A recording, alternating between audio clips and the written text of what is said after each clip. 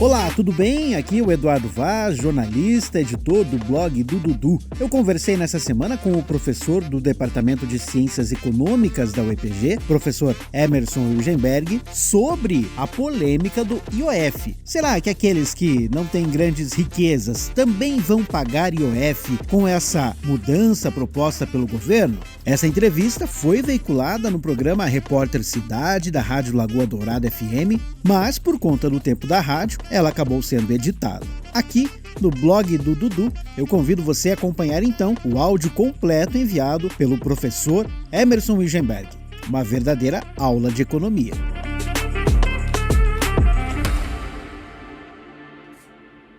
Eduardo, a questão é a seguinte: são 4 medidas referentes ao IOF. A primeira delas tem a ver com a tributação no câmbio e cartão de crédito. O que acontece? O Brasil, algum tempo atrás, tinha interesse em fazer parte da Organização para a Cooperação e Desenvolvimento Econômico, a OCDE.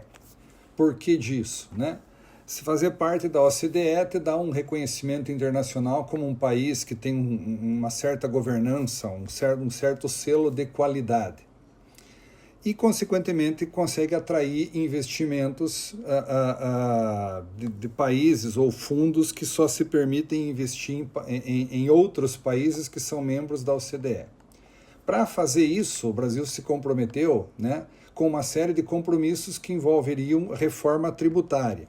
Dentro dessa reforma tributária, havia uma medida de redução gradual do IOF sobre operações de câmbio. A ideia era que isso fosse zerado até 2028. Por exemplo, no cartão de crédito, a alíquota era 6,38%, a alíquota de IOF, 6,38%, por um bom tempo, né? Desde 2011. Aí, em 2022, começou um processo de redução.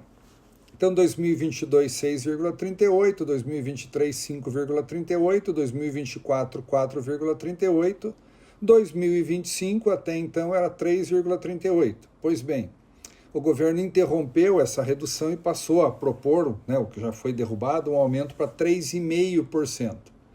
Bom, o que isso impacta o cidadão a médio ou aquele mais pobre? Nisso em absolutamente nada, na medida que ele não faz compras internacionais com o cartão. Tá? A mesma coisa acontece para câmbio, tá? Então, operações de câmbio tinham uma alíquota que era de 1,1% e na mesma toada dessa redução de impostos sobre capitais, ele foi reduzido em 2023 para 0,96%, 2024 para 0,8%, até 2025 estava 0,66% e depois veio um tranco aumentando para 3,5%, ou seja, revertendo bruscamente isto, tá? No que é que isso impacta o cidadão, né? Naturalmente, tudo aquilo que é importado, então eu vou ter que pagar um IOF maior, isso vai causar aumento de custos, tá? Pensa, por exemplo, no trigo que é importado para fazer pão, né? Um aumento como esse vai aumentar o custo do trigo, consequentemente custo de pão, biscoito, bolacha, esse tipo de coisa. Remessas internacionais também, houve um aumento na alíquota. Novamente, isso aí, neste particular, vai afetar só pessoas que fazem esse tipo de remessa. Era comum para turistas, para tentar minimizar o impacto do câmbio no cartão de crédito, usar outros cartões, tá? Cartões pré-pagos internacionais, porque aí essa remessa internacional tinha um valor de IOF menor, que era 0,38%.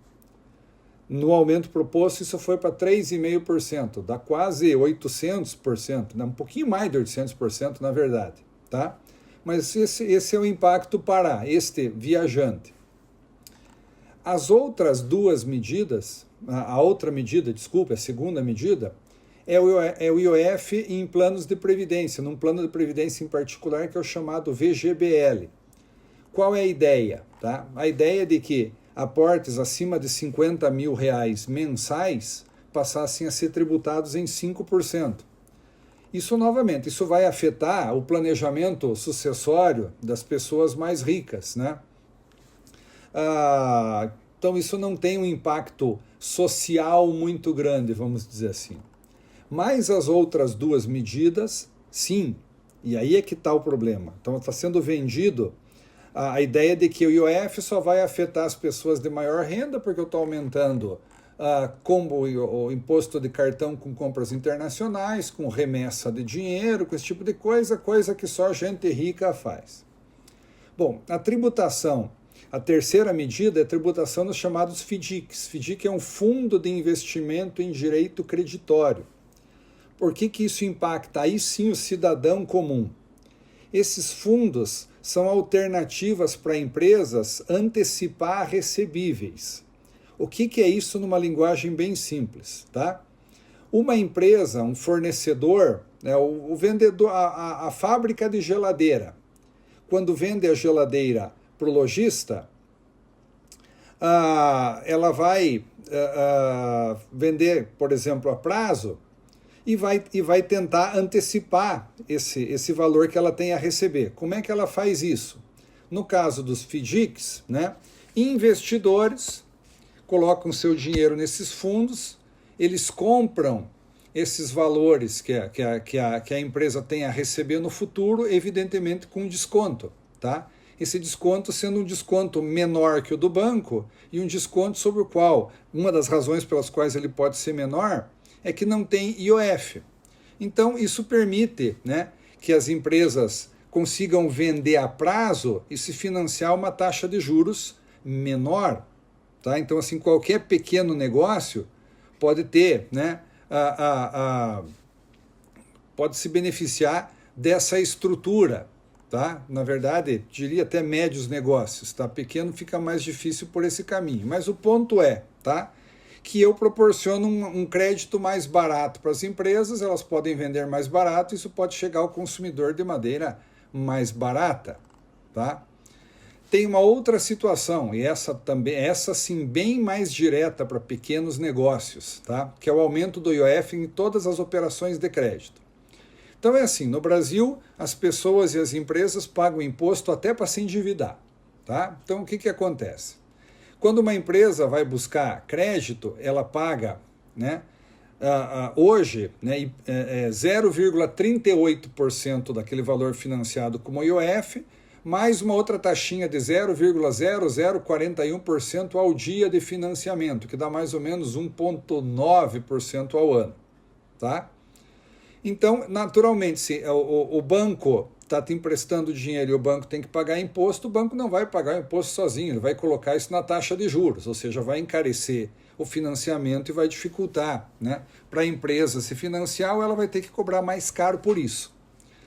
O governo propôs um aumento de 0,38 para 0,95 e dobrou essa alíquota a dia. Naturalmente, se encarece crédito, isso vai impactar na vida das pessoas que com crédito, uma taxa maior, implica numa prestação de qualquer coisa que for ser comprada um valor maior. E para a empresa a mesma coisa, implica aumento de custos. Para aquelas empresas do Simples, também é a mesma coisa. Tá? De 0,38 fixo, a proposta era para 0,95, e aí você tinha também, dobrando a alíquota, que era um pouquinho menor do que o crédito para as empresas ao dia, mas que passa a ser maior também.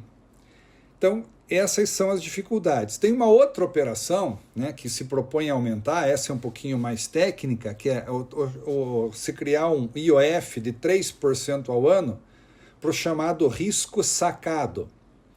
O que é risco sacado? É uma operação na qual a indústria, por exemplo, vende a geladeira para uma cadeia de varejo, e a cadeia de varejo garante esta operação junto a um banco parceiro. Tá? Então, assim, ao garantir essa operação, o banco parceiro cobra uma taxa menor para antecipar esse recurso. Então, a fábrica de geladeiras que vendeu com, 500 geladeiras para um lojista para receber daqui a 60 dias, ela antecipa esse valor. Está pagando uma taxa de juros menor, ou seja, daquele valor que ela receberia no futuro, ela vai receber um valor um pouco melhor agora no presente. Ela vai ter um desconto menor deste valor no presente, porque ela paga uma taxa de juros menor. garantida pelo lojista. O governo passou a acreditar que isso é uma operação de crédito, ou seja, o lojista atua como banco ou usaria o banco para fazer um crédito e quer cobrar 3% ao ano. Reflexo disso, encarecendo o custo para a indústria, ela vai colocar isso no preço. Ficando mais caro para o lojista comprar, ele vai colocar isso no preço, ou seja, as pessoas vão começar a pagar mais, né, para adquirir bens na medida que há esse aumento no IOF. Então, basicamente é isso. 2 medidas impactam, vamos dizer assim, os mais ricos, e 2 medidas impactam o custo do crédito para todas as empresas, sejam elas pequenas, médias ou grandes. O que faz com que, naturalmente, esse aumento do custo de crédito se reflita em valores maiores de bens e serviços para todos os consumidores.